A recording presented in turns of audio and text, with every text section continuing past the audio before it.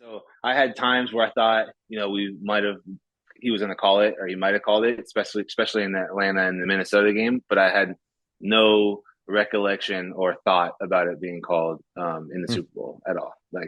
And specifically, I remember Atlanta. I'm sitting there waiting, like, oh, this might be it, this might be it, or Minnesota, this might be it, this might be it, and it never came. And then for some reason, it caught me off guard, which is probably better for the better. But yeah, it caught me off guard in the Super Bowl, and just rolled with it. Right. It's got to be for the better because if you're just anxious, I mean, that could feed some paranoia, which could feed For sure. restless nights. And you've got 2 weeks to kind of think about the Super Bowl. You're not thinking about it up to the game at all. Like, because in your mind, it could be, man, the ball will be in my hands. Everything could be on the line. Am I going to have sweaty palms in that situation?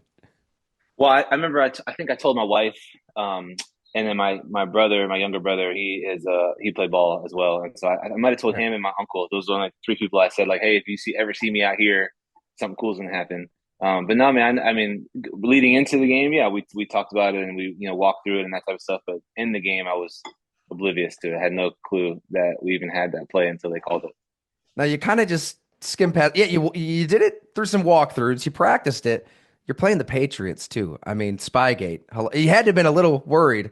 Do they Well, have we never did eyeballs it. on this thing?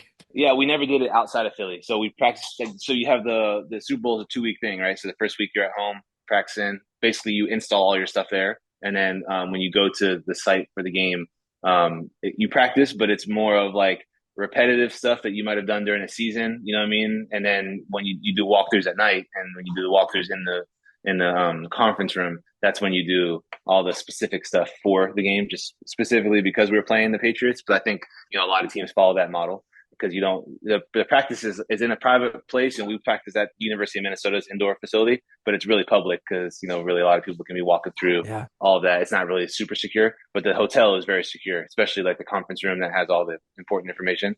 And so we never really ran it in practice that week. We walked through it once or twice in the conference room, and that was it. Doug knew. You Yeah, can't take any chances with this play with Bill. yeah, for sure. In that hotel, I mean, we talked to you guys leading up to the game. I can remember chatting with you at some point, but like leading up to the Super Bowl, all the players that are all these tables. I got to say, there weren't many people talking to you all week, right? You're Mhm. probably one of those players just sitting there. What am I doing, wasting my time at these media availabilities? Right? I don't. No, nobody knew Trey Burton was going to become a prominent story in this game. Is my point. Yeah, no, that's the cool part about it, man. Anybody can be the hero, or anybody can do something cool. You just need an opportunity.